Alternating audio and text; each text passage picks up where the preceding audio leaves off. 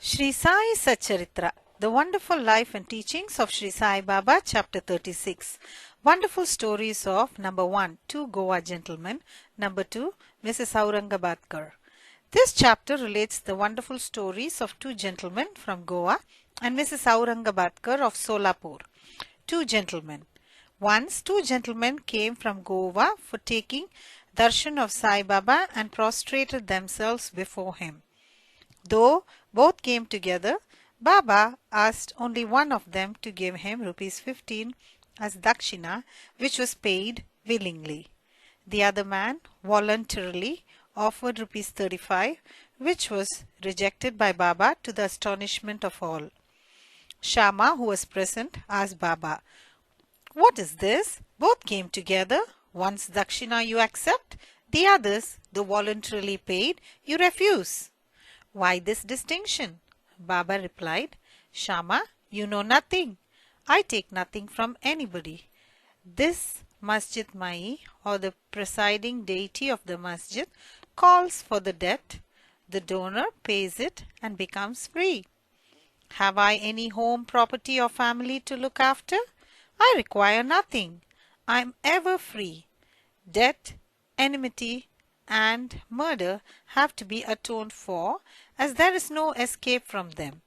Baba then continued in his characteristic way as follows. At first he was poor and took a vow to his God that he would pay his first month's salary if he got a job. He got one for rupees 15 per month. Then he steadily got promotions. From rupees 15 he got rupees 30, 60, 100, 200 and ultimately rupees 700 per month. But in his prosperity he forgot completely the vow he took. The force of his karma has driven him here, and I asked that amount of rupees 15 from him as dakshina. Another story. While wandering by the seaside, I came to a huge mansion and sat on its veranda.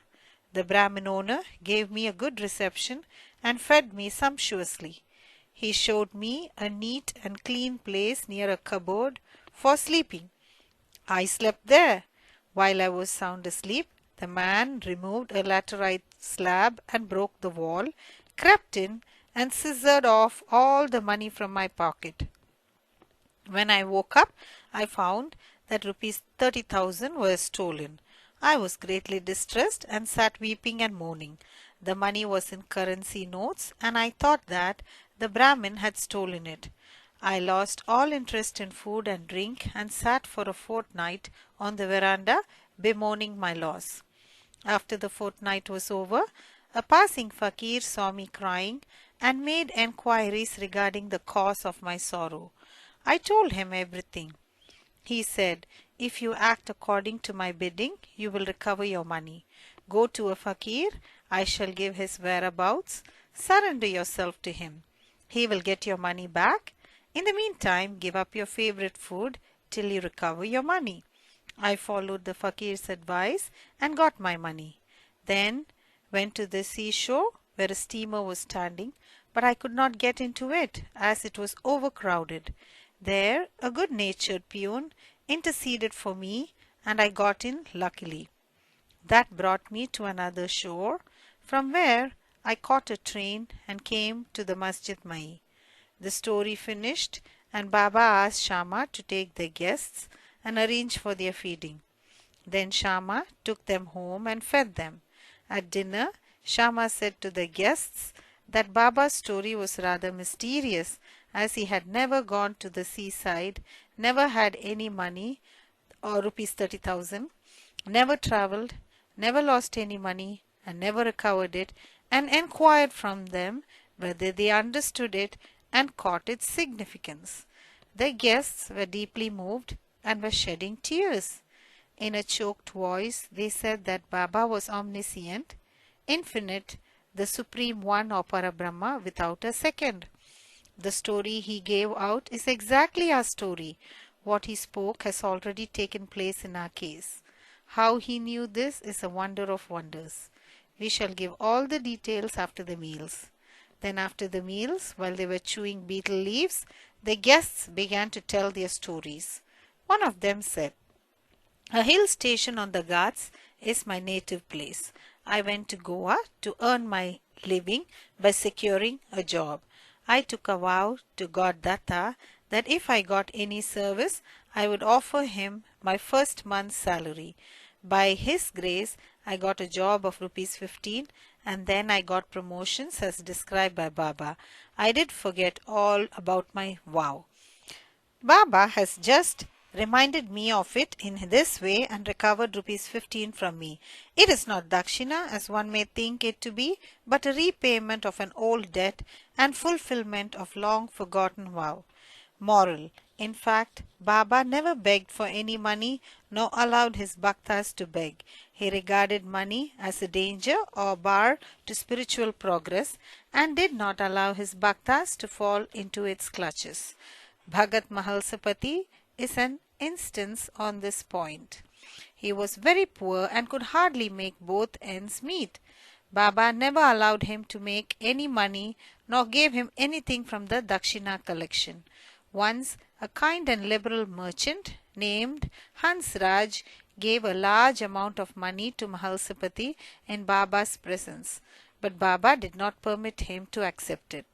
Then the second guest began his tale. "My Brahmin cook was serving me faithfully for 35 years. Unfortunately, he fell into bad ways.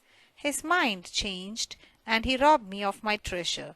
By removing a laterite slab from my wall where my cupboard is fixed, he came in while we were all deep asleep and carried away all my accumulated wealth of rupees 30,000 in currency notes. I know not how Baba mentioned the exact amount. I sat crying day and night. My enquiries came to nothing. I spent a fortnight in great anxiety. As I sat on the veranda, sad and dejected, a passing fakir saw my condition and enquired of its cause, and I told him all about it.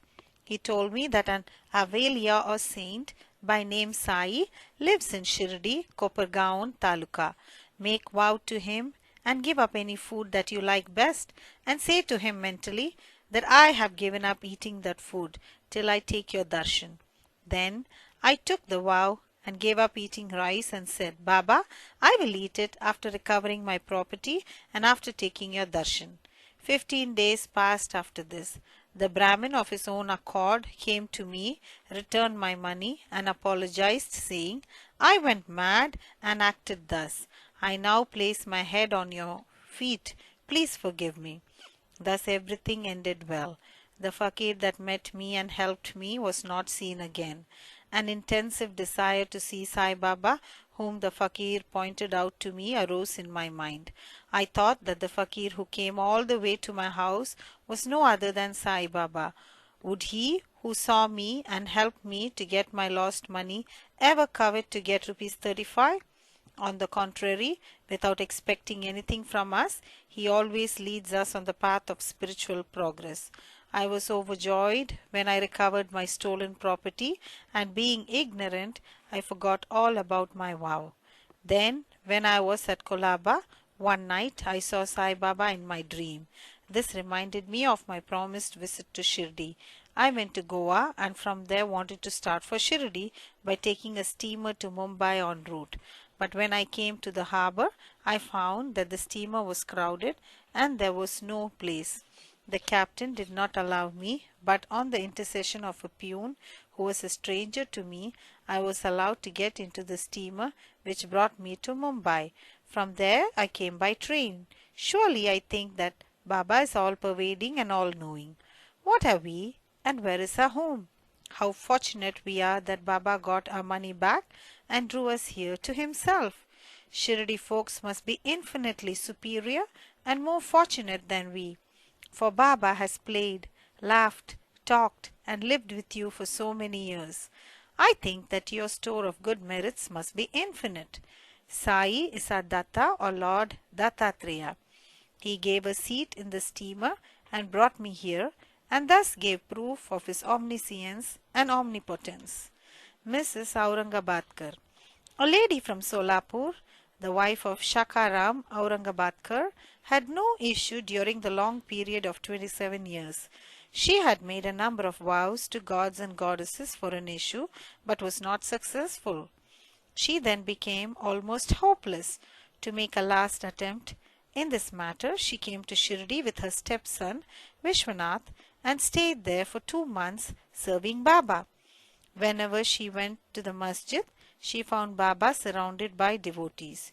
She wanted to see Baba alone, fall at his feet and open her heart and pray for an issue, but she did not get any suitable opportunity. Ultimately, she requested Shama to intercede with Baba for her when he was alone. Shama said to her that Baba's darbar was open, still he would try for her and that the Lord might bless her. He asked her to sit ready with a coconut and joss sticks in the open courtyard at the time of Baba's meals, and that when he beckoned to her she should come up. One day after dinner, when Shama was wiping Baba's wet hands with a towel, the latter pinched Shama's cheek. Shama, feigning anger, said, "Deva, is it proper for you to pinch me like this? We don't want such a mischievous God who pinches us thus. Are we your dependents? Is this the fruit of our intimacy?" Baba replied, "O Shama, during the 72 generations that you were with me, I never pinched you until now, and now you resent my touching you?" Shama replied, "I want a God who will always love us and give us new dishes to eat. We do not want any reward from you or heaven, etc. Let our faith unto your feet be ever awake." Baba said, "Yes, I have indeed come for that. I have been feeding and nursing you and have got love and affection for you." Then Baba went up and took his seat. Shama beckoned to the lady. She came up, bowed down, and presented the coconut and joss sticks. Baba shook the coconut, which was dry. The kernel within rolled and made a noise.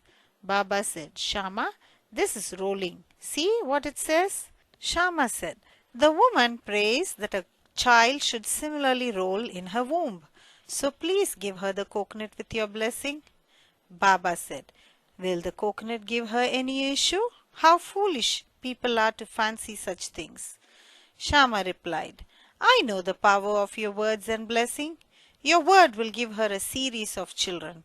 You are wrangling and not giving real blessing." The parley went on for a while. Baba repeatedly ordered to break the coconut, and Shama pleaded for the gift of the entire fruit to the lady. Finally, Baba yielded and said, "She will have an issue." "When?" asked Shama. "In 12 months," was the reply. At this, the coconut was broken into 2 parts. One was eaten by the other 2. The other was given to the lady. Then Shama turned up to the lady and said, "Dear lady, you are a witness to my words. If within 12 months you do not get any issue, I will break a coconut against this Deva's head and drive him out of this masjid. If I fail in this, I will not call myself Madhav. You will soon realize what I say."